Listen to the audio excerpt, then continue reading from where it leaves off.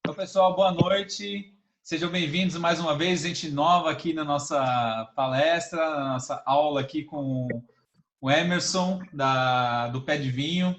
O Emerson é um amante aqui de vinhos brasileiros. Pé de vinhos, conhece? Pé de vinhos, Pé de vinhos, desculpa. O Emerson, vou falar um pouquinho dele, mas ele vai se apresentar depois para vocês, tá?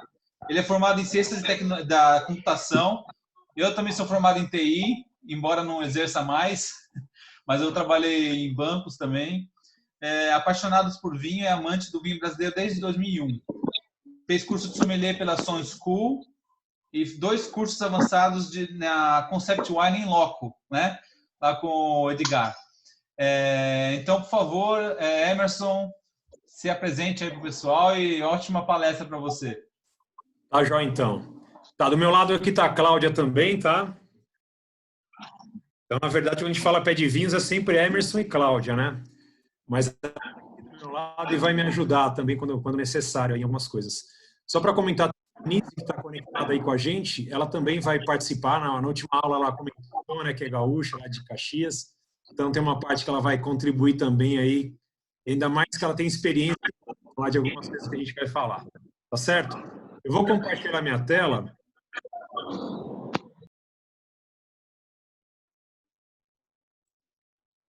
Ótimo. Acredito que vocês já estão vendo minha tela.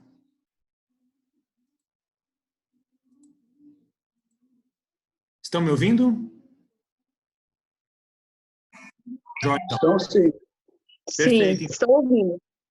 Então tá jóia. Vamos lá. A ideia de hoje é a gente conversar de Rio Grande do Sul, né?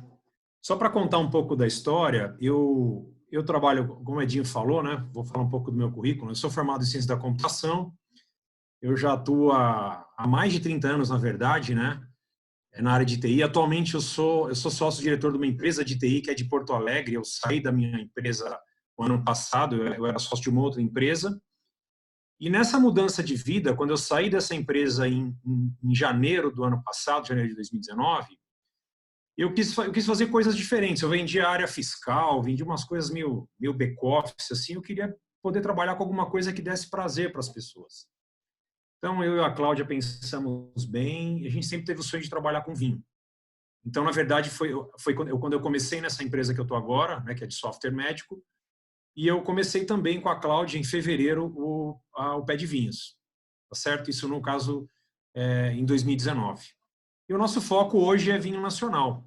Não que a gente não goste de vinho do mundo todo e a gente toma vinho do mundo todo, mas hoje o nosso foco é em vinho nacional e a gente trabalha com pequenas vinícolas, né?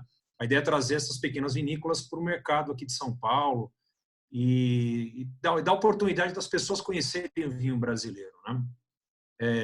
Eu fiz um curso, eu e a Cláudia, sempre esses cursos, sempre em dupla, né? Sempre eu e ela. Então, nós fizemos um curso de sommelier, começamos a estudar o ano passado. Então, embora eu tomo vinho há muito tempo, tenho uma litragem de muitos anos, mas efetivamente como estudo foi o ano passado. E a gente teve a oportunidade de fazer 2 cursos, que é Desbravando Vinhos e Vinhedos, com o Edgar Escorteganha, né? Lá na Luiz Argenta, que foi uma imersão, uma coisa espetacular. Até o Arthur, que está com a gente aqui participando, foi onde eu conheci o Arthur e que nos tornamos grandes amigos também aí. E fizemos 2 módulos, né, de defeitos do vinho, espumantes, maturação, e um outro lá que foi bem avançado e a gente teve agora na Vindima. Eu vou falar mais para frente disso. Mas a nossa história com o Rio Grande do Sul, ele começou em 2001, quando eu fui dar um curso uma vez em Porto Alegre e aproveitei e dei uma esticadinha para a Serra. A Cláudia foi lá e ela foi para a Serra, né? Foi para a Serra comigo. Então a gente pôde conhecer Gramado, Canela, e eu passei uma manhã de domingo em Bento Gonçalves. A gente se apaixonou. Isso foi em 2001. Depois disso, nós voltamos para a Serra todos os anos e alguns anos várias vezes. Por exemplo, ano passado nós tivemos 4 vezes na Serra Gaúcha, né? Então essa é um pouco da nossa história. Agora começando falando do Rio Grande do Sul, né? A gente está falando aí de 497 municípios, tem uma área total de mais de 281 milhões de quilômetros quadrados. Então, se a gente for comparar, e eu coloquei aqui embaixo alguns países, estamos falando que tem praticamente cabe três Portugal dentro de Rio Grande do Sul. ela é menor que a Espanha, menor que a França, mas ó, é praticamente o tamanho da Itália. Ou seja, é um estado grande, né? Um grande estado aí do Brasil.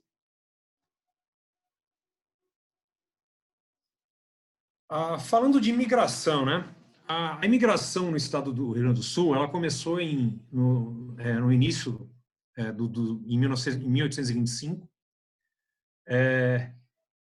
E os alemães, na verdade, a imigração dos alemães, eles ficaram muito mais próximos lá da região de Porto Alegre e ficaram com as terras boas, na verdade, né? As terras mais férteis, onde era mais fácil plantar.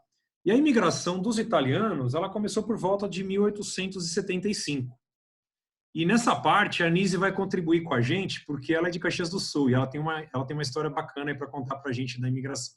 Vai lá, Nise, com você.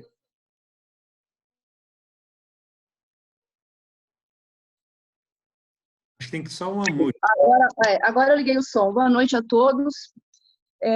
Rapidinho, vou me apresentar rapidinho, tá, Emerson? Que as pessoas não me conhecem, né? Eu sou gaúcha, né? Claro, nascida em Caxias do Sul, mas eu moro há praticamente 25 anos fora do estado. Já morei 8 anos em Salvador, na Bahia, já estou quase há 15 anos morando na cidade de Santos, em São Paulo. Hoje trabalho na Petrobras. Sou funcionária... Posso te atrapalhar só um pouquinho? Pedir para você ir um pouquinho para a esquerda, para a luz não ficar... Não. Porque está bem... É porque está a luz bem não consegue enxergar seu rosto. Eu entendi. O lugar que eu tenho aqui não é muito apropriado, mas é o único lugar que eu achei para... Tudo bem, só um pouquinho mais para frente. Aí, ó, é para esconder a luz que está em cima de você, ó. Beleza, entendi. Vou colocar mais para baixo, assim fica melhor. Então, tá, vamos lá. Eu estou há 25 anos quase fora do estado, né? Não moro... Muito do que aconteceu na indústria do vinho lá nos últimos anos, eu particularmente não acompanhei, porque estou morando longe já faz muito tempo, né? E hoje eu sou funcionária pública, também trabalho na Petrobras, mas estou saindo já, me aposentando, já saindo da empresa para poder me dedicar para essa coisa maravilhosa que é o vinho, né? Com alguns projetos aí em vista, mas nada ainda fechado, mas enfim. E aí, morando fora do estado, né, eu percebo cada vez que eu volto para lá, como as coisas estão evoluindo e como que a indústria do vinho evoluiu nesse tempo todo, tá? Quando eu saí de lá, nem se falava ainda em produção de vinho da forma como se vê hoje, como se fala hoje, como a gente conhece no mundo todo, né? Então, ainda era, como falei na outra aula, ainda a gente bebia naquela época, há 20 e tantos anos atrás, vinho da uva Isabel, aqueles vinhos as uvas mais comuns, aquelas uvas mais simples, né? Que na verdade eram uvas de mesa e usavam para fazer vinho. Então, sem técnica, sem método de produção, sem nada disso, né? E assim, minha família particularmente também é nascida na Itália, eu tenho origem italiana e meu avô veio da Itália, eu tenho cidadania italiana, tudo, então acompanho muito do que acontece na Itália também, porque afinal interessa até porque tem família lá e tudo, né? Mas enfim, vamos continuar aqui, tá? Um detalhezinho, a minha formação, eu recém concluí o curso de sommelier também, né, na ABS aqui de São Paulo, mas a minha formação mesmo, eu sou formada em administração e tenho especialização e mestrado aí na área de gestão empresarial, que é com o qual eu trabalho na empresa na Petrobras. Então, também nada a ver com vinho, né? Mas isso certamente vai me ajudar muito a desenvolver o que eu preciso desenvolver agora pós saída da empresa, né? Vamos lá, vamos falar um pouquinho aqui, vou tentar ser rápida, tá, Emerson, para não tomar muito tempo, mas contando um pouquinho da história da imigração italiana no Rio Grande do Sul, que explica muita coisa do que acontece hoje na Serra Gaúcha, tá? E particularmente Caxias, porque Caxias foi o início de tudo, né? As demais regiões elas foram se desenvolvendo talvez concomitante, mas assim, em menor escala, né, em menos quantidade, e Caxias é que acabou sobressaindo até por causa da indústria que existe hoje lá, né, e depois eu vou falar um pouquinho também da indústria, tá? Então, vamos lá. Agora, talvez tenha alguma fala minha que não está ali no slide, mas eu vi que você tirou alguma coisinha, né, Emerson, mas não tem problema, porque faz parte da conversa, só para a gente ter uma orientação mesmo, tá? Então, a imigração italiana, ela começou de fato no Rio Grande do Sul a partir de 1875, mais ou menos, né? Após a reunificação italiana, que acabou fazendo com que houvesse um excesso de mão de obra na Itália. Então, muitos italianos que iam ficar sem trabalho, sem casa, sem comida, e tinham famílias para criar. Então, o governo brasileiro, naquela época, precisava trazer gente para o Brasil, principalmente para o sul, para as regiões do sul, né, que era São Paulo para baixo, complementando um pouco da história da colonização espanhola na América como um todo, que foi o que originou também a vida dos alemães lá antes, né, em 1825, mais ou menos, né? Então, os alemães, na verdade, já tinham quase 50 anos de colonização no Rio Grande do Sul, antes dos italianos chegarem, certo? Só que os alemães se dedicaram muito mais para a indústria, para a produção agrícola, né? A produção da verdura, enfim, daqueles produtos de subsistência, que são os produtos mais básicos da agricultura hoje, né? Tanto que, se alguém já teve oportunidade de conhecer a Serra Gaúcha, vocês vão ver que nos vales, especificamente na região de São Sebastião do Caí, e que fica também a cidade de Feliz, que tem um divisor, né? A cidade de Feliz tem o Baixo Feliz e o Alto Feliz. A cidade de Feliz fica na beira do rio São Sebastião do Caí, e ela tem toda a cultura dela voltada para o desenvolvimento alemão, né? O alemão que veio, que imigrou, e o Alto Feliz já são italianos que tem a produção de uva lá, tem algumas vinícolas ali também, talvez o Emerson possa falar melhor disso depois. Então, nessa época aí, os italianos vieram para o Rio Grande do Sul e chegaram a Porto Alegre no primeiro momento. Só para ter uma ideia, os navios vinham da Itália até o Porto de Rio Grande, pelo Porto de Rio Grande subiam pelo Rio Guaíba, por dentro do estado, por dentro do Rio Guaíba, e chegavam a Porto Alegre, tá? E de Porto Alegre, havia uma outra embarcação que subia pelo Rio Caí, que é o rio hoje que a gente chama Rio de São Sebastião do Caí, que é uma cidade lá do Rio Grande do Sul que tem uma colonização alemã e que fica próximo do município de São Leopoldo, que é a origem de fato da colonização alemã no Rio Grande do Sul, veio inicialmente para o município de São Leopoldo, que fica no entorno da cidade de Porto Alegre, tá? Então, como você falou antes, os alemães vieram antes e pegaram as melhores terras, né? O que eram as melhores terras? As terras no entorno dos rios, que é onde existe uma probabilidade maior de você ter uma assertividade na produção qualquer produção, seja ela qual for, né? Enfim. E aí, lá em São Sebastião do Caí, onde esses italianos chegaram, já existia a colonização alemã.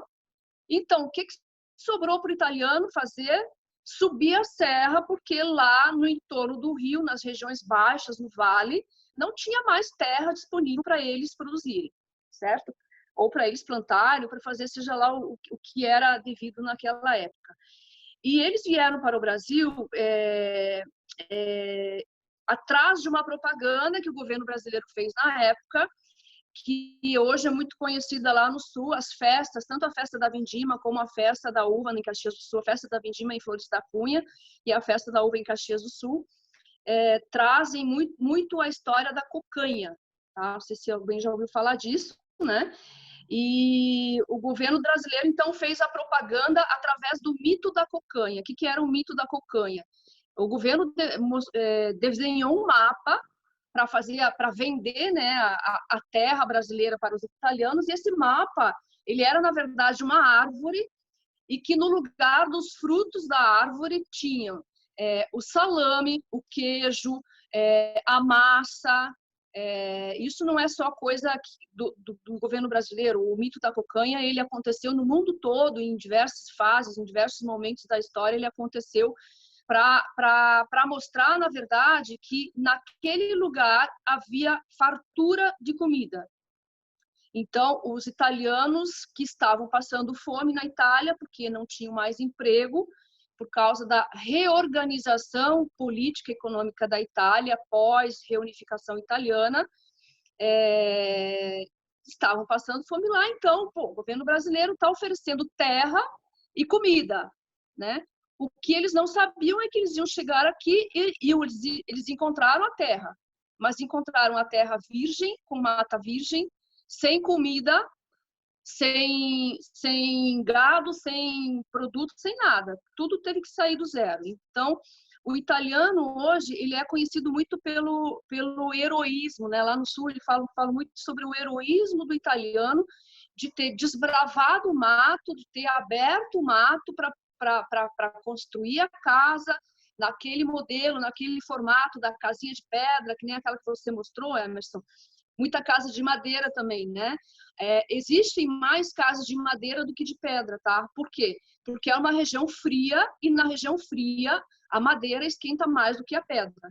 Então, a pedra se fazia nos porões, na parte do porão, né? A parte de baixo da casa, e na parte de cima, normalmente, madeira, tá? Por causa do frio, que acabou orientando muito a cultura local lá de vários produtos além da uva, né? Então, esse desbravamento é que deu origem ao herói, né?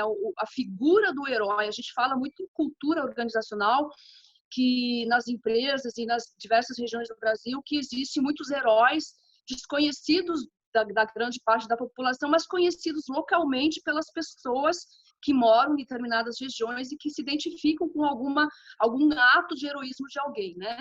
E o italiano tinha muito isso lá por causa desse desbravamento.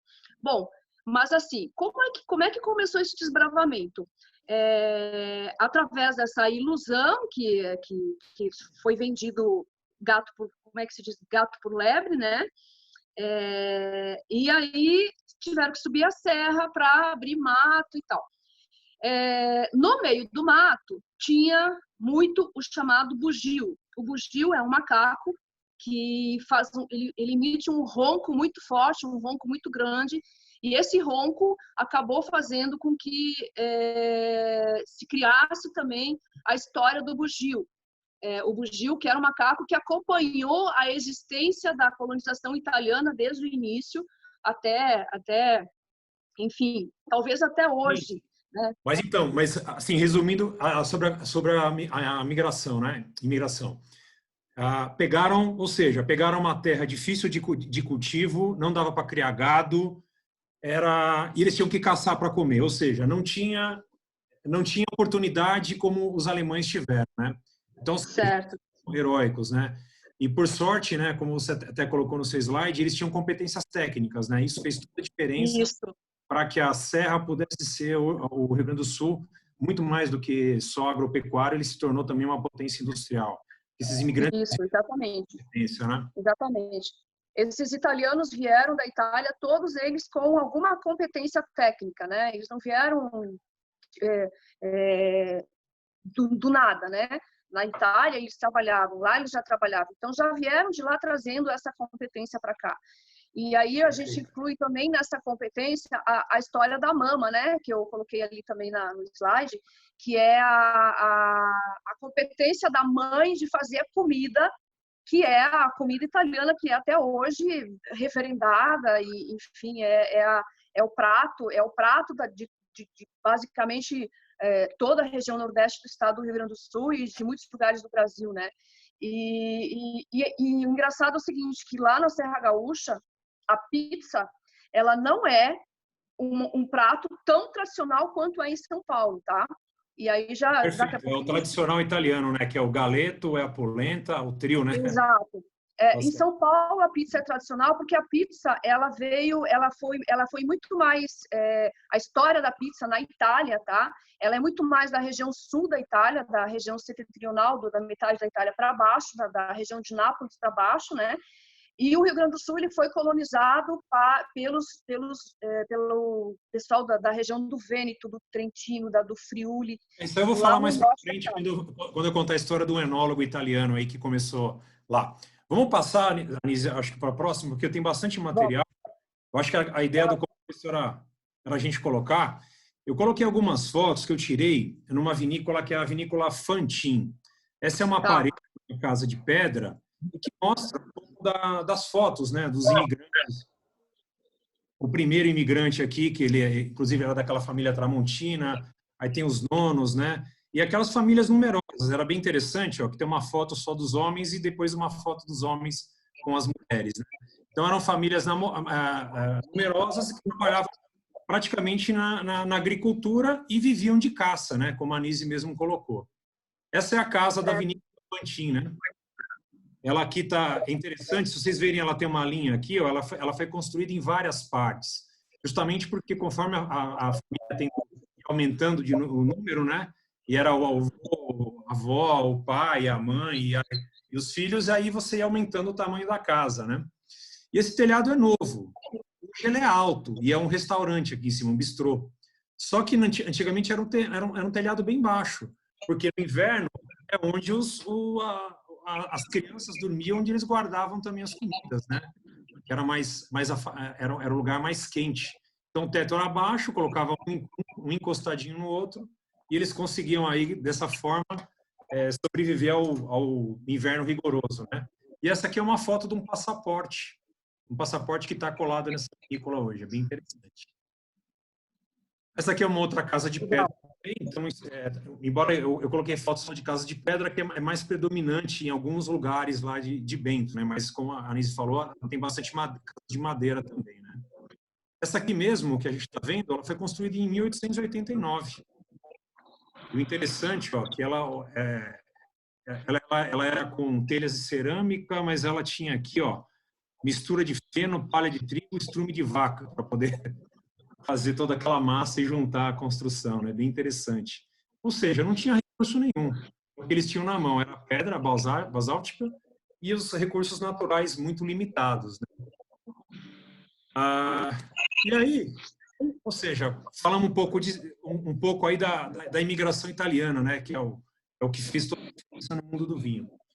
Antes da gente voltar a falar um pouco, eu vou começar agora a fazer um giro rápido pelas regiões vinícolas do Rio Grande do Sul. O Rio Grande do Sul, como eu falei, ele é bem grande, né? São vários Portugais, são quase 3 Portugais ou um pouco mais no seu território, né? Então a gente vai começar por Campos de Cima da Serra. Campos de Cima da Serra, olha só, ele faz divisa com Santa Catarina. É a região mais alta de produção de vinho no Rio Grande do Sul. Então ela tem altitudes entre 900 e 1.200. Ou seja, estamos falando de clima frio, né? Ou seja, clima frio, a uva demora mais para maturar, então enquanto na campanha ela já foi colhida, lá no Campos de Cima vai ser depois, e São Joaquim, consequentemente, depois também, né? Estamos falando lá de Aracuri e Vacaria, então a colheita é tardia, e na verdade, lá se dá muito bem também o Gewürztraminer, Pinot Noir, e aí tem as uvas que estão meio que espalhadas no estado inteiro, né? Como Antilota, Cabernet Franc, Sauvignon, Taná e Merlot. E eu acho que como o projeto principal e o mais conhecido é o projeto do seu Raul, que já é falecido, que é o Raul da Randon, das carretas Randon, né? E aquele projeto que ele fez junto com a Miolo, que é o RAR, é todo plantado no Campos de Cima da Serra.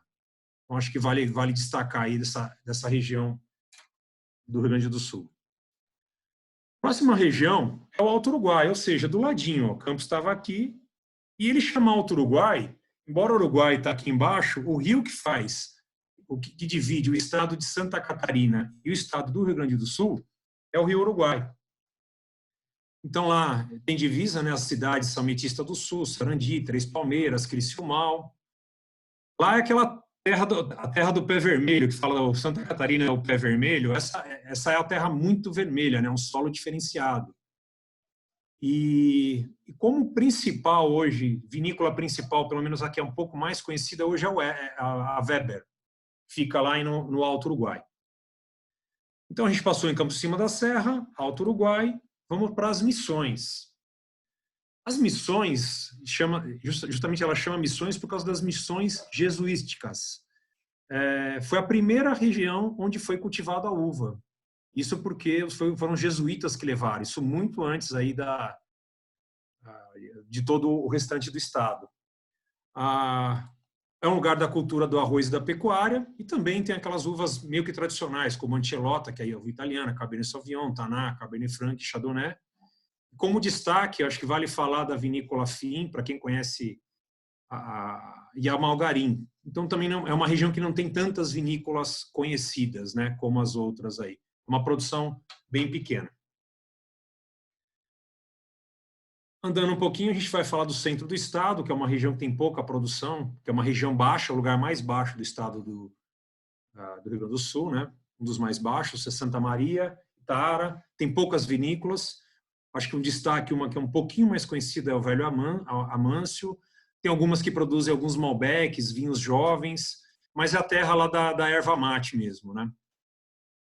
Mas, na verdade, o interessante dela é que é onde ela termina a serra e começa a campanha, que é a próxima região que eu vou passar para vocês aqui.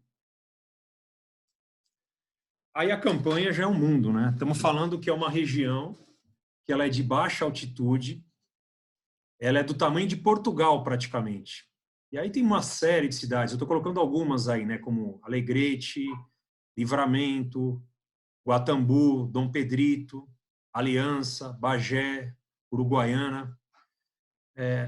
O destaque dessa região, né, uma uva que se deu muito bem, é o Tannat. Embora ela faça divisa com o Uruguai, ele é um Tannat diferente, com características próprias, né? Ele tem mais essa cara do Tannat brasileiro. E aí se for falar de um estereótipo do gaúcho dessa região da campanha, é aquele que a gente vê de bombacha, que é o tomando chimarrão, é o gaúcho tradicional, né? É o gaúcho da campanha. Eu ainda não tive a oportunidade de conhecer a campanha, mas quem fala que é uma viagem mesmo, é muito parecido, né? Inclusive, se fala bem na divisa, né? Se mistura o portanhol, porque todo mundo meio que se mistura Uruguai, Argentina e Brasil naquele lugar. E está bem longe de Porto Alegre, estamos falando aí de 400 a 700 quilômetros, né? Da parte mais próxima da campanha, da parte mais longe. E um destaque aí é que um lugar que já produz até o Riesling renano, né? Se você pega na serra, a Riesling que predomina é a Riesling itálico. E aí os vinhedos lá da Almaden, que a Almaden ela foi adquirida pela Miolo, hoje eles produzem inclusive o Riesling renano. Se nós formos falar do clima aqui, né? Nesse mapa, ele mostra bem a incidência de estiagens. O que a gente pode ver? Quanto mais escuro, mais seco. Então, olha só essa região da campanha, ela está no nível 5, ela é muito mais seca, sendo que aqui na serra sempre tem chuva. Ela chove muito mais, ou seja, a campanha ela acaba sendo muito mais seca, ela é baixa, ela acaba tendo um clima mais quente e a uva amadurece muito mais rápido. Quando a gente vai para a serra, não. Nós estamos falando de uma região montanhosa, que tem um índice de chuva muito maior, e que isso acaba trazendo características diferentes, né? Os terroirs são bem diferentes, o clima é diferente e nem se fala do microclima, né? Que aí na serra é muito diferente. Você às vezes tem propriedades com quilômetros de distância, mas que produzem vinhos totalmente diferentes e que tem um microclima totalmente diferente. E aí, como destaque, né, aquele projeto Seival da Miolo, ele é todo aqui na campanha gaúcha. A Bueno, que está produzindo também na campanha gaúcha, Cordilheira de Santana. Falando aí também da característica dos espumantes, são bem diferentes. Então, enquanto em Pinto Bandeira você vai ter um espumante mais fresco, mais ácido, aqui vai ter um espumante mais, uma estrutura diferente, um espumante mais de região quente. Saindo da campanha, né, a gente estava aqui, onde está vermelho, estamos vindo aqui para a Serra do Sudeste. A Serra do Sudeste tem muito vinhedo. Na verdade, muita da produção da campanha e da Serra do Sudeste, ela é feita hoje, é vinificada dentro do Vale não do Vale dos Vinhedos só, na verdade, né? Na Serra Gaúcha. Então, hoje ela é uma grande fornecedora de uva. Então, hoje, para você não tem muita vinícola para visitar, tem vinícolas pequenas, mas você tem muita produção de uva na Serra do Sudeste. E que é bem interessante, né? A gente já teve a experiência de provar vinhos diferentes no mesmo dia do Rio Grande do Sul. E você toma um vinho da Serra do Sudeste, você toma um da Serra Gaúcha, você toma um de Campos de Cima da Serra, você consegue notar a diferença da acidez, você consegue notar a diferença de cada característica de cada vinho do Rio Grande do Sul, né? A Chandon tem muito vinhedo lá, a Casa Valduga tem, a Lídio Carraro, ela começou um projeto há bastante tempo em Encruzilhada do Sul. Ninguém falava de Encruzilhada do Sul no Brasil há 15 anos atrás, mais ou menos, e a Lídio Carraro já começou a produzir. E eu coloquei aí, na verdade, com asterisco a Cárdenas, que fica em Maria Pimentel, porque ela não está bem aí na Serra do Sudeste. Mas é um projeto muito interessante que o Renato Cárdenas já nos contou, onde ele estava em Mariana Pimentel e não tinha nenhum tipo de cultivo lá. Então, eles tiveram que fazer toda a experiência para poder saber que tipo de uva ia se dar melhor no terroir. E hoje eles fazem, um dos destaques da Cárdenas é o Petit Verdot, que é bem premiado, já tive a oportunidade de provar e gostei bastante. Então, isso falando de Serra do Sudeste. Aí, andando mais um pouquinho, né? A gente chega... Imagina que voltou para Porto Alegre ou pegou um avião aqui, desceu em Porto Alegre e vamos chegar na Serra Gaúcha, que é o principal, onde mais se produz vinho, né? Então, entrando na Serra. Você começou a subir a Serra, a primeira vinícola que você, indo a caminho de Caxias do Sul, o caminho de Bento Gonçalves, ela fica em Alto Feliz. A Anise tinha comentado que a colonização alemã ficou infeliz e Alto Feliz começa a italiana. Então, é bem aonde começa. Hoje, como a vinícola destaque nessa região, que é em Alto Feliz, é a Donguerino, que faz um trabalho excepcional, né? Ela conseguiu aí popularizar bem o vinho brasileiro, é um trabalho muito bacana e tem uma diversidade de castas muito grande, né? Estamos falando aí de Torrontés, Sauvignon Blanc, Taná, Malbec, Sauvignon Blanc que eu coloquei 2 vezes, Riesling Itálico, que é muito bom o Riesling Itálico, achei bem interessante, Teródego, Chardonnay, dentre outros, né? Essa é uma foto aí que eu peguei no site da própria vinícola, onde você tem uma edificação nova, é lindo o lugar para se visitar, vale muito a pena quem puder. E aqui estão os vinhedos. É um projeto espetacular que fizeram lá em Alto Feliz, vale muito a pena. Bem interessante, né? Porque em 73, o enólogo lá, Bruno Motter, ele fez curso de enologia em Mendonça, na Argentina, e ele andava nesse carrinho aí.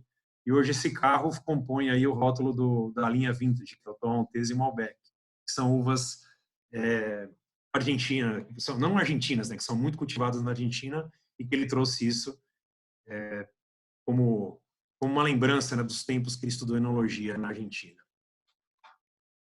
Falando de Gramado e Canela é uma região bem turística, mas não é uma região de grande produção. Na verdade, tem a Jolimont, que é uma vinícola bem pequenininha, mas, na verdade, muita da produção da Jolimont não é feita pela Jolimont.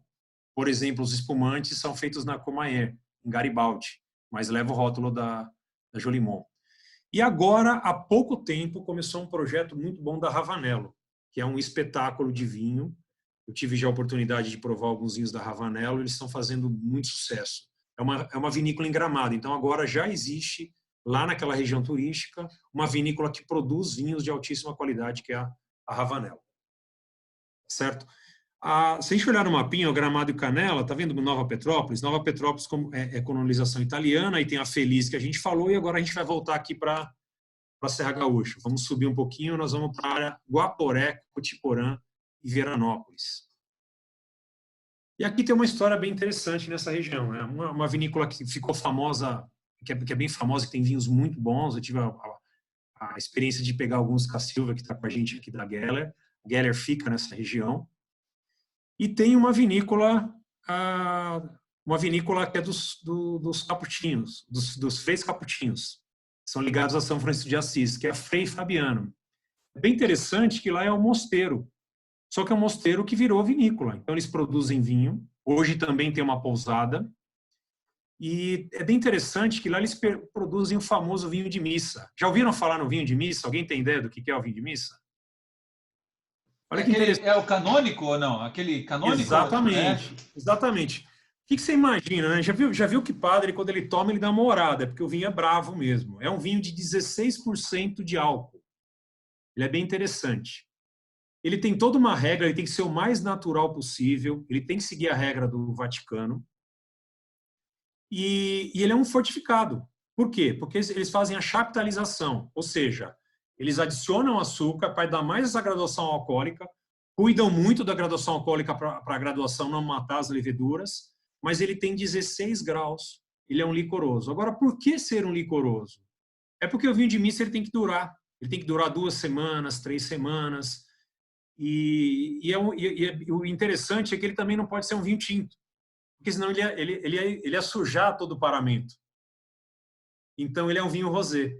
E a Frei Fabiano é uma das poucas que produzem o tal do vinho, o vinho de missa. Ele é vendido aí no Brasil inteiro. E as pessoas que visitam, elas podem comprar esse vinho de missa. E aí, e uma outra curiosidade também é a Giareta, que fica na região lá, que já está vendendo espumante de lata, né? Que é uma tendência, que é para o pessoal, em vez de tomar Skol, começar a tomar cerveja de lata, começar a tomar espumante também. Isso na região. Saindo dessa região, a gente vai lá para o Vale do Rio das Antas, né? Distrito de Tuiuti, um distrito lá de Bento. E lá, no Vale do Rio das Antas, está a vinícola mais antiga em funcionamento até hoje, que é a vinícola Salton, que eu já vou falar no próximo slide um pouquinho mais dela. Lá também está a Cainélia. A Cainélia é uma vinícola que tem um enoturismo muito bacana, tem um museu legal, tem o passeio do tuk-tuk, que é o tratorzinho também. Tem a Casa Postal, que é uma outra vinícola, tem vinhos maravilhosos e também tem um bistrô muito legal. Então, vale muito a pena conhecer o Vale do Rio das Antas.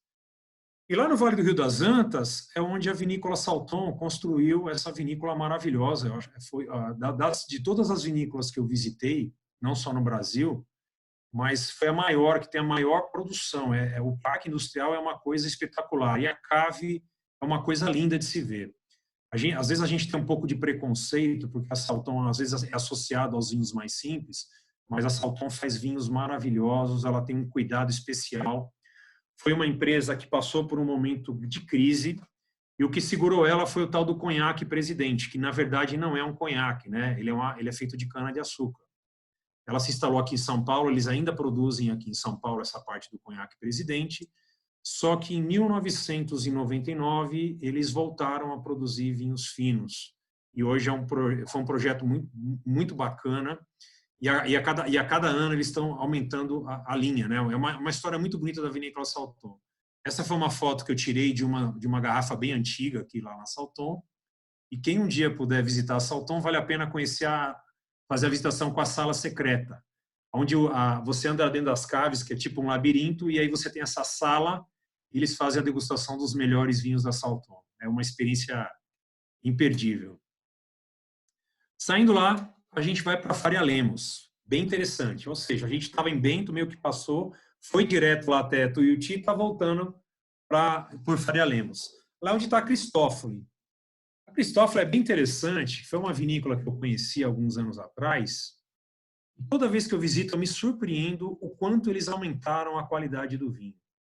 E aí você já vê a influência dos enólogos jovens. Você vê, por exemplo, a Cristófoli, tem a Bruna, que é bem jovem, tem um primo dela, que agora não me recordo o nome, mas eles começaram a fazer um trabalho, e é muito interessante a história, porque uma vez a Bruna estava me contando, e ela mostrou uma pipa gigante, né? E ela falou, essa pipa aqui, quando eu era criança, eu entrava para poder limpar ela por dentro, só que quando eu fiquei adolescente, meu quadril começou a aumentar, eu já não passava mais.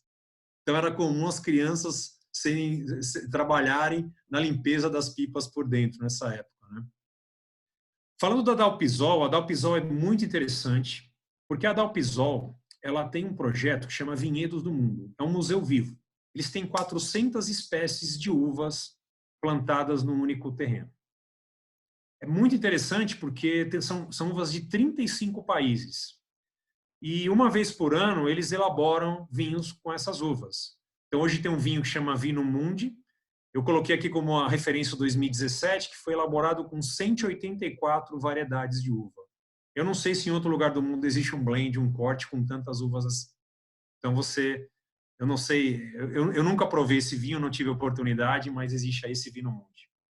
Tem um museu bem legal e tem uma enoteca maravilhosa com garrafas aí desde 1974, onde você vê aí a origem do vinho, como que ele vem desde então.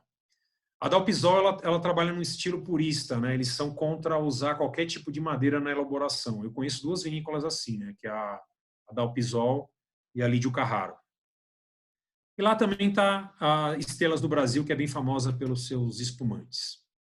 Saindo de Faria Lemos, a gente vai para Garibaldi. Garibaldi é um mundo à parte, né? A cidade, para mim, é uma das cidades mais lindas, né? Eu acho as cidades mais bonitas, uma das mais bonitas que me impressionaram foi Garibaldi e Antônio Prado. Eu não estou falando aqui de Antônio Prado específico, mas você vê muito dessa colonização e uma cidade muito bem planejada. Lá em Garibaldi, que é a capital dos espumantes, está Peter Longo, está Courmayeur, está Chandon, está a Forestier, que agora é a Gran Legado. Então, essas grandes multinacionais, elas foram primeiro para Garibaldi e acabaram se instalando por lá. E é bem interessante a história que eu queria falar para vocês agora da Peter Longo, do Manuel Peter Longo. Manuel Peter Longo foi um italiano, né? Veio para o Brasil e ele foi um visionário. Ele tinha um sonho de produzir uma champanhe no Brasil. E aí ele teve 9 filhas. É filha pra caramba, né? E por último foi um filho. Então o tal do Armando, quando você vê a garrafa do Armando Peter Longo, foi o único filho que o Manuel teve. Então ele teve 9 filhas e um filho. Então em 1890 foi quando ele chegou, ele tinha esse sonho de elaborar o champanhe brasileiro e ele era taxado como louco. Como assim? Você vai produzir champanhe aqui? Então ele trouxe as mudas, inclusive a Pinot, a Chardonnay, tudo num esquema que é efetivamente de champanhe. E em 2013, ele conseguiu fazer o primeiro espumante do Brasil. E em 1915, ele abriu a Peter Longo. A gente associa muito Peter Longo com espuma de prata, mas foi uma crise que eles passaram e eles meio que perderam a identidade. Mas, na verdade, a Peter Longo ela voltou agora, ela produz produtos de excelente qualidade. Vale muito a pena conhecerem os vinhos e os espumantes da Peter Longo. E o interessante é que o Manuel, ele era um agrimensor. E ele fez um trabalho para a prefeitura de Garibaldi e ele ganhou e ele podia escolher um terreno. Parte do pagamento foi em terreno. E aí, ele sendo agrimensor, ele sabia onde tinham as melhores terras. E aí, o que ele fez? Ele escolheu um lugar que tinha uma corrente de água, uma nascente, ou seja, água fria, né? Aquela água de nascente. E ele construiu a vinícola, que hoje ela já tem 105 anos, de uma forma que nessa cave que a gente está vendo a foto, ele tem uma corrente de água gelada por dentro. Essa água da nascente passa por dentro da vinícola. Isso mantém a cave a 15 graus, independente do tipo da temperatura, 15 ou até menos, dependendo da época. Ou seja, ele criou um sistema de refrigeração para a cave para poder produzir os seus vinhos. E olha que interessante, né? Estamos falando lá de 1915. Em 1915, você não tinha tecnologia para ficar congelando o gargalo da garrafa para fazer o degorgement.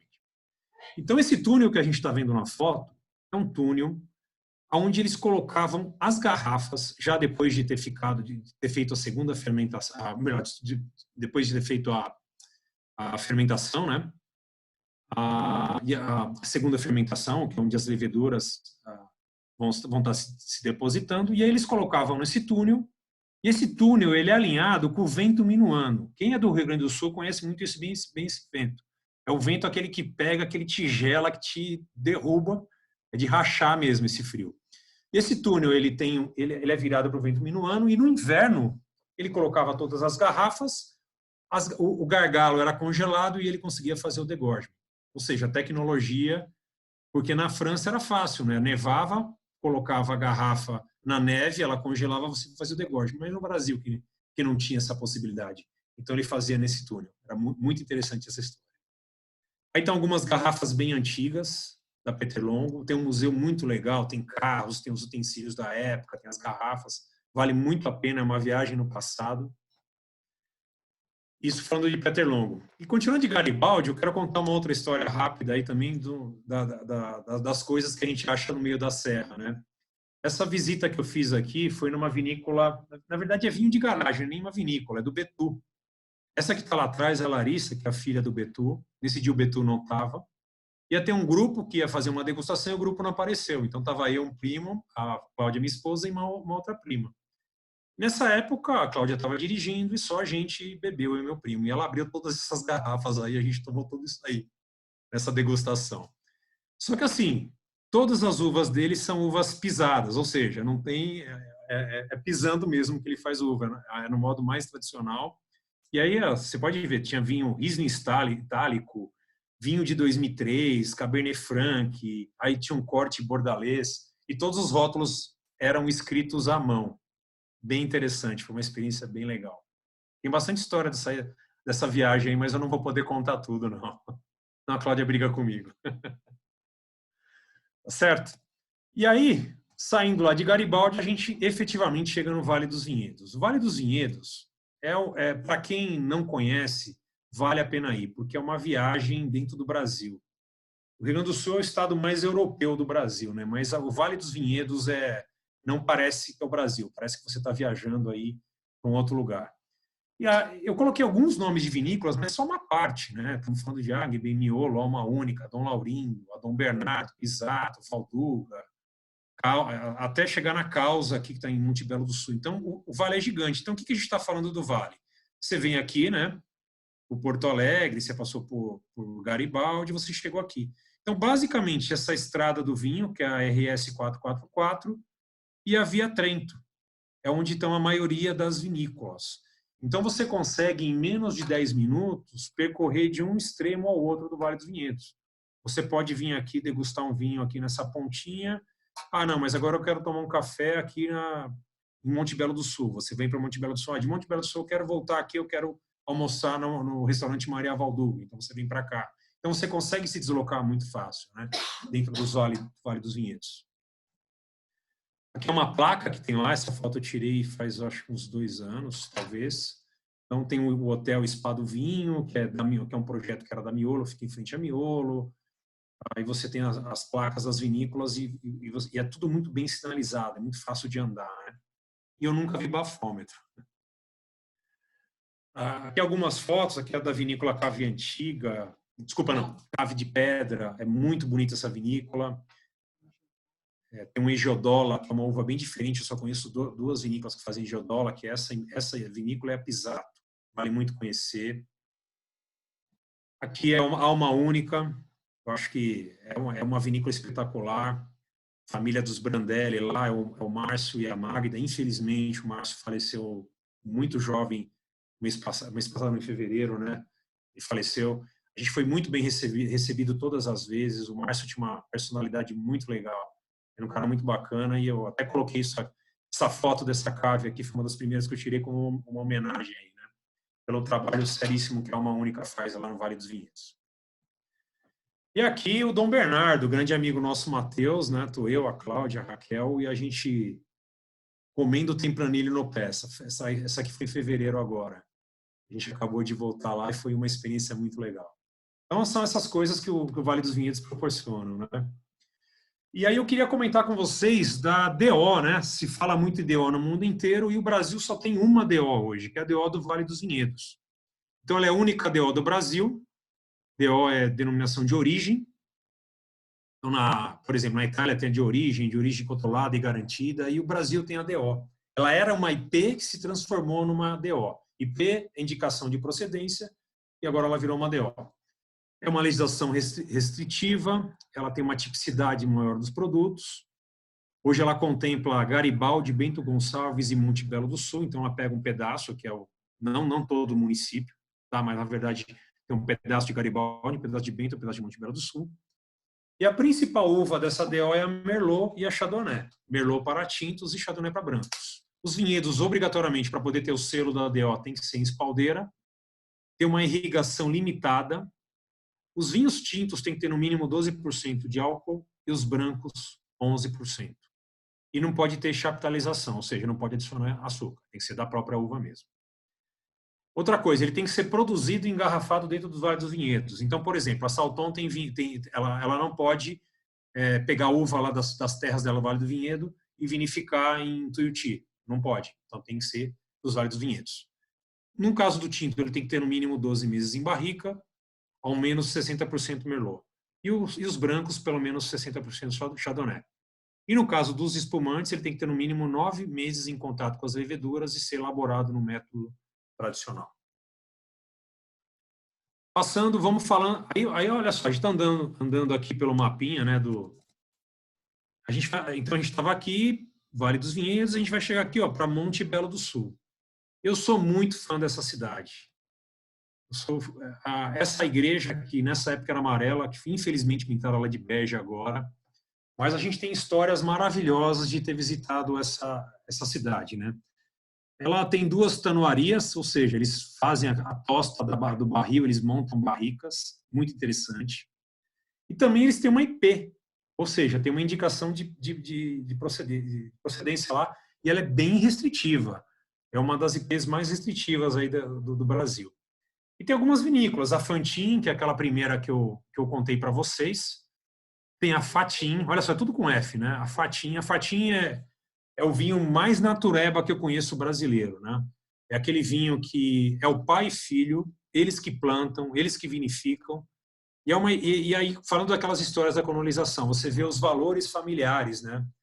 O seu Antônio, e o Bruno, né? Que são da Faquin. Em pouco tempo, seu Bruno perdeu a esposa e os pais. E ele estava muito mal, e ele e o filho dele, eles plantavam já uva, mas eles não vinificavam, e eles decidiram começar um projeto de vinificação.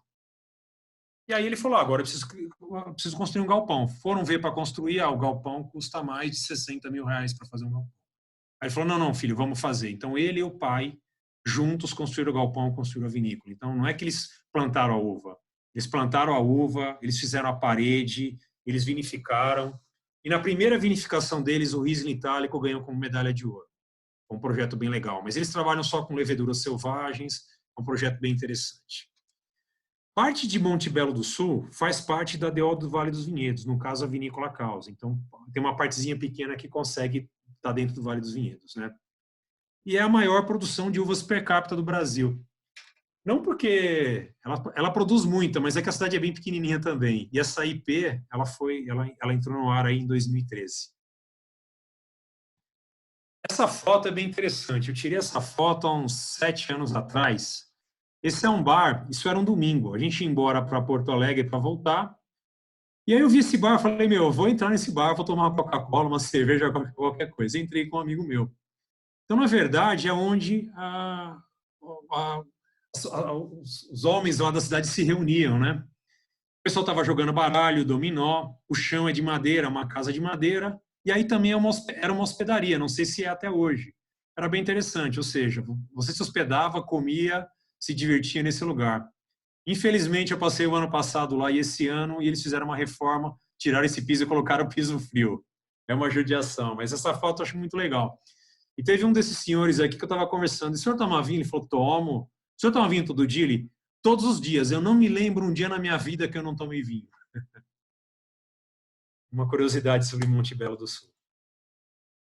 Saindo de Monte Belo do Sul, a gente vai agora aí para Pinto Bandeira. Pinto Bandeira fica bem próximo aí a Bento também, né? Na verdade, agora é uma cidade, mas era um distrito de Bento Gonçalves. Também tem uma IP que foi reconhecida em 2010, e o interessante é que quando a IP foi reconhecida, ela ainda pertencia a Bento Gonçalves. Então, se você for pegar a legislação, essa IP de Pinto Bandeira, ela contempla um pedaço de Farroupilha, um pedaço de Bento Gonçalves. Parece, acho que foi isso mesmo. Então, quais as vinícolas principais? A Cavigaise, a Valmarino, a Don Giovanni, tem a Fontanari, que tem vinhedos em Pinto Bandeira também, E ela tá se conhecendo, tá virando aí a champanhe brasileira, né? Pela qualidade dos seus espumantes. Então, essa IP tem tintos secos, brancos secos, mas ela trabalha muito com espumantes finos, secos em método tradicional, moscatel, chardonnay, pinot, riesling itálico ou viognier. Na verdade, esse é o texto da IP. Agora, o muito louco é que tem a viognier, mas ninguém produz mais viognier. Quando foram criar a IP, alguém produziu, colocaram na lei e não tiraram. E agora está para sair uma DO Alto de Pinto Bandeira. E essa DO é justamente para criar o que seria é apenas para espumante, que seria a champanhe brasileira. Mas que eu saiba, ela ainda não saiu, pelas últimas pesquisas que eu tinha uma previsão para 2019, mas ela não está pronta ainda. Pinto Bandeira, e aí falando de clima, microclima, não, só uma curiosidade, aqui não é bem Pinto Bandeira, mas é no caminho. Uma vez eu estava passando com a Cláudia e estava tendo uma procissão, um monte de gente andando, né? Eu falei, nossa, pessoal religioso, que legal, né? Estão fazendo isso, mas não era. Era uma filmagem da Globo, esse cara que é o Tony Ramos. Era uma novela que eles estavam filmando lá. Aí eu contei toda uma história para a Cláudia e não era nada disso. Coloquei essa foto rapidinho. Aqui é uma pousada Fornazier que fica bem na divisa lá de Bento com Pinto Bandeira, só para mostrar como o Pinto Bandeira é mais alto. Essa foto aqui eu tirei numa manhã, então aqui estava aquele sol, um frio, mas olha só a neblina que estava aqui nesse vale, que chega perto de Bento Gonçalves. Na verdade, aqui está Pinto Bandeira, tem esse vale, tem a cidade, e o Vale dos Vinhedos está do outro lado da cidade, né? Seria bem para cá. É só para poder ilustrar que é um clima bem diferente. Eu já cheguei a sair dessa pousada e pegar o carro todinho congelado, por causa da geada, né? Eu não cheguei a pegar neve, mas aí também eu já vi várias fotos com neve nessa pousada. E aí, a gente saindo aqui de Pinto Bandeira, vamos para Altos Montes, em Flores da Cunha, Nova Pádua. Aí é uma viagem para a Itália mesmo, né? Bem interessante, falando dessas duas cidades, né? Na verdade, a gente está falando aí de Flores da Cunha, mas está bem próximo também a Nova Roma do Sul e também muito próximo a Antônio Prado. E tem uma IP de Altos Montes. A IP de Altos Montes, ela é uma IP nova, ela não é tão antiga, mas falando um pouco agora, acho que é mais interessante da colonização italiana, né? A cidade de Nova Pádua, ela tem 2.600 habitantes, é uma cidade que parece cenográfica. E a gente teve a oportunidade de visitar algumas vinícolas, por exemplo, a vinícola Boscato. E na produção eles falam num dialeto italiano, não é nem o italiano normal, eles falam em dialeto. Então é muito comum as pessoas falarem ainda a língua dos colonos mesmo, né? É muito legal, uma experiência fantástica. E aqui nessa região a gente tem a Luiz Argenta, que é uma vinícola linda, eu vou mostrar depois uma foto, Boscato, a Via Piana, a Casa Venturini, que produz vinhos maravilhosos. Eu tive a oportunidade de provar um Sauvignon Blanc, alguns outros vinhos aí com Fábio Góes aqui, da Vinícola Góes, eles são parceiros, são sócios da Casa Venturini. Tem a Salvatore, que está num prédio maravilhoso, tem a Fabian, que é um grande parceiro nosso de vinhos também. Então vale muito a pena conhecer. Flores da Cunha é a maior produtora de uvas do Rio Grande do Sul. Eu acho que do Brasil também. Aqui é o tal do Rio das Antas, então quando a gente fala lá a gente falou do Vale do Rio das Antas, né, lá em Tuiuti, mas aqui também é o Rio das Antas. E bem interessante, essa foto não pega, mas tem uma pontezinha. Então para você ir para Nova Roma do Sul, você pode pegar a estrada normal ou você pega uma estrada de barro, de terra, desce até na beira desse rio e atravessa uma balsa. Eu imaginei que ia ser uma balsa, mas não era não, era uma senhora, um senhor, numa balsa com cabo de aço que atravessa 4 ou 5 carros de cada vez. É um negócio muito interessante, vale muito a pena conhecer. E aí eu queria contar de uma experiência que eu tive agora no mês de novembro, onde eu pude provar, o Arthur está aqui comigo, até coloquei uma fotinho dele aqui, num curso que a gente fez, a gente pôde provar um Cabernet 1951. Na verdade, se fala que os vinhos finos no Brasil, eles começaram há 35 anos. Na verdade, é popularizar o vinho fino. Mas o vinho fino já tem há bastante tempo. Esse Cabernet 1951, na verdade, ele é um Cabernet Franc.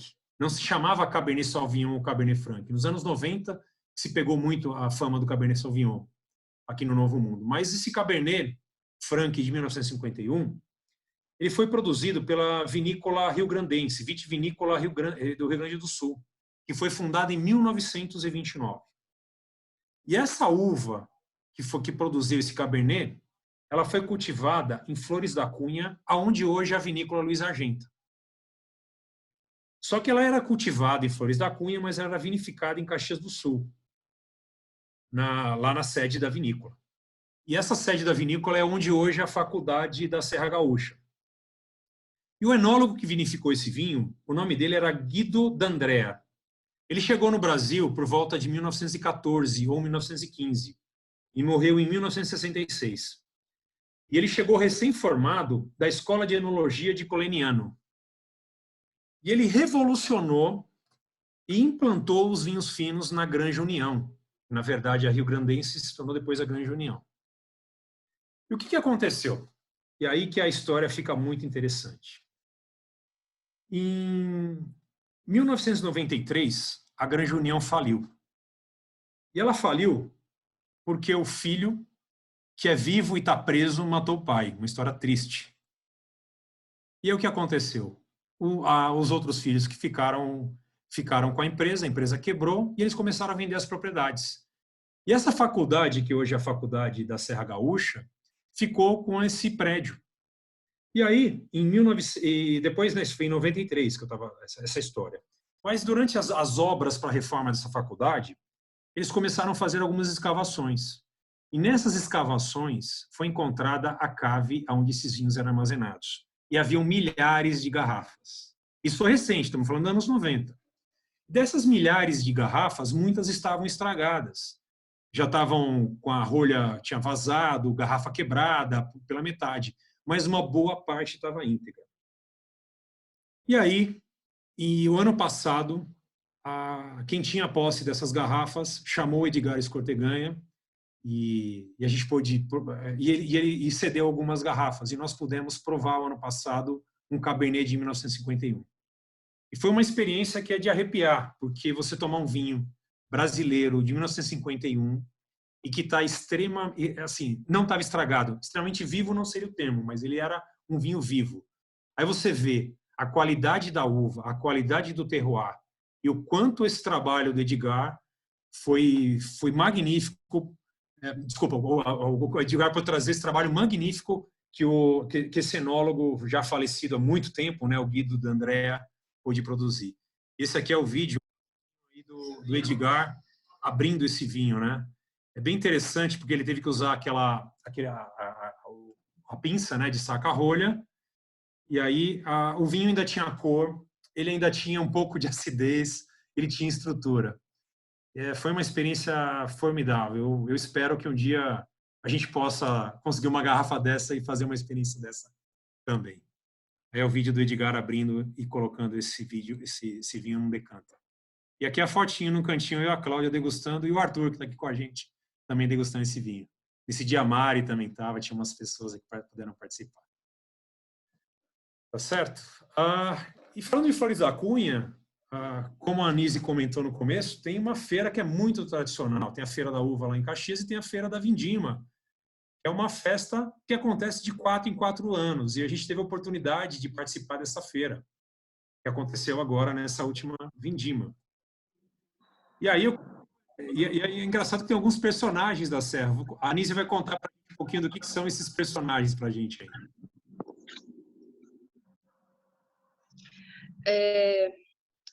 Alô? Estão me ouvindo? Sim. Tá. Então, na verdade, são personagens característicos da cultura italiana, tá? De modo geral, ali a figura da mama ali, que é da mãe, né? Que está com a sacola na mão aí. O rapaz aí que está com o chapeuzinho preto é o equivalente ao Nanetto Pipetta, que era um personagem também da mitologia italiana aí, da imigração italiana. A figura do padre, do frei, que é muito importante, que é todas as comunidades italianas têm que ter uma igreja, e preferencialmente católica, né, porque oriundo da Itália, né, e a religião católica sempre sobressaiu, né. Essa última figura que não me ocorre assim muito muita relação com a cultura, né? Mas, assim, ó, só um detalhe importante sobre a Feira da Vindima e a Festa da Uva em Caxias do Sul também, é que elas simbolizam, elas trazem muito na escolha das rainhas e das princesas a figura da mama, da mãe, das mulheres italianas, que sempre foi muito proeminente. É como se quem já conheceu a Itália, já esteve na Itália, teve a oportunidade de conhecer um pouco disso, já sabe que a figura da mãe, da mama italiana, ela é muito forte, né? E então, as duas festas, tanto a festa da Vindima como a festa da Uva em Caxias do Sul, elas trazem as princesas...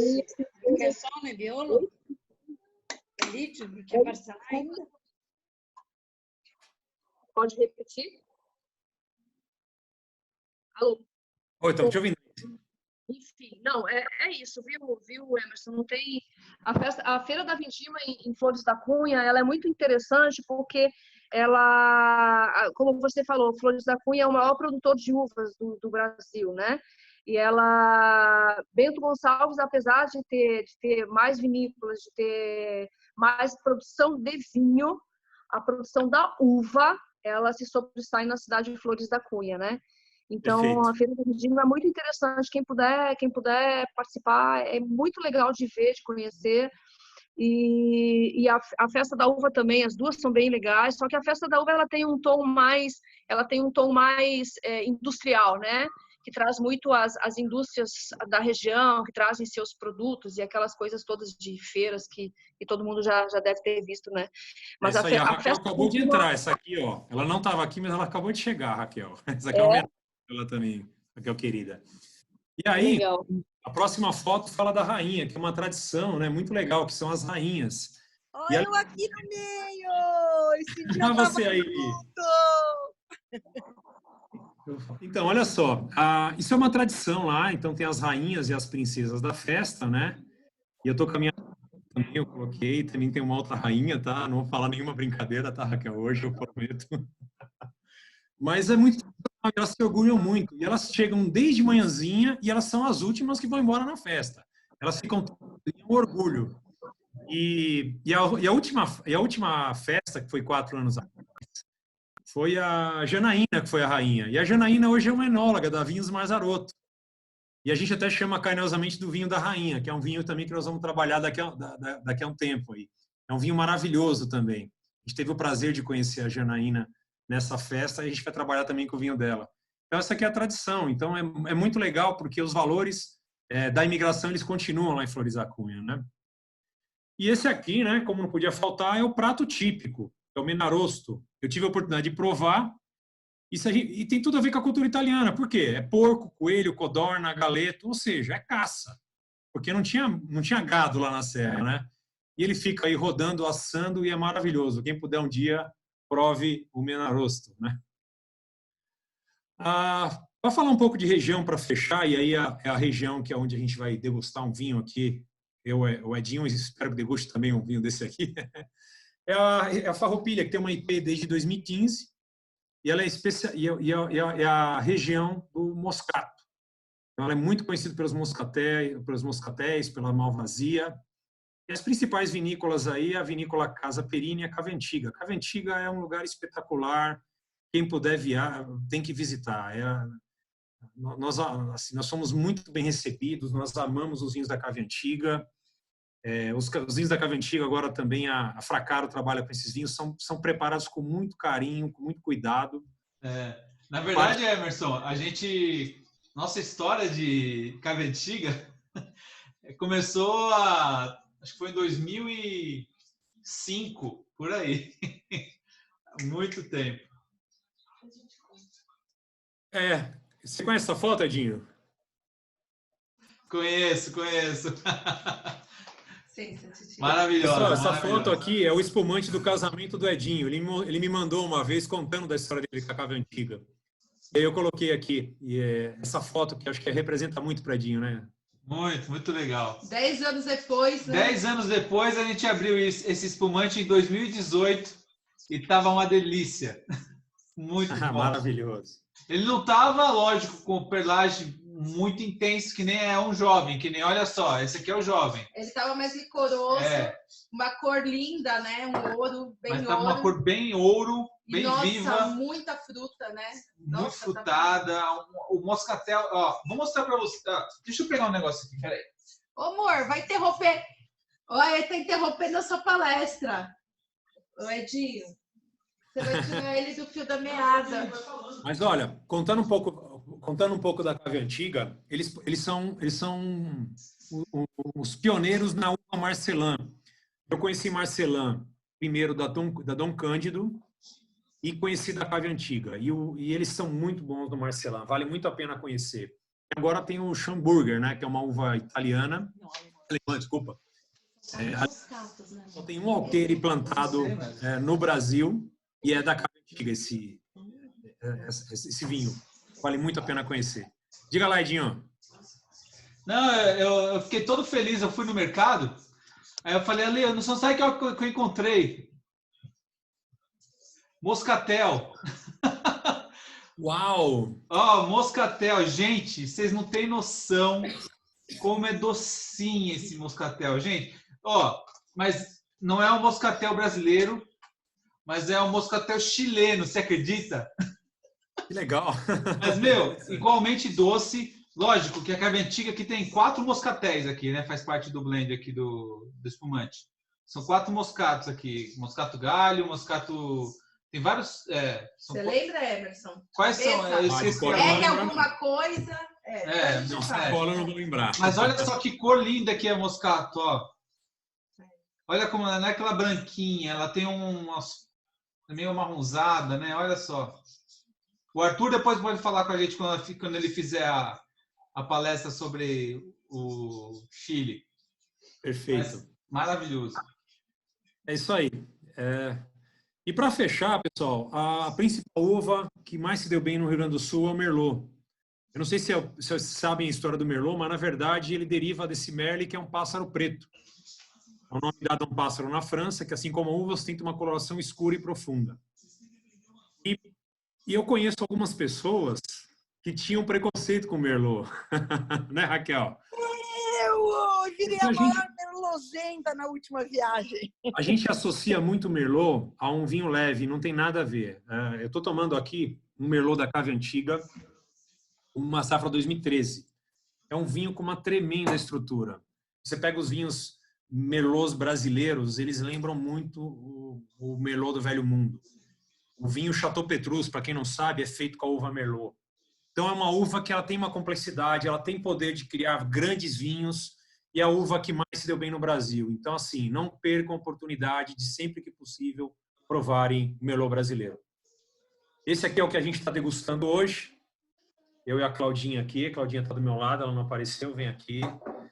É o Merlot 2013 da cave antiga. É um trabalho espetacular, porque você vê um vinho de 7 anos, ele ainda tem...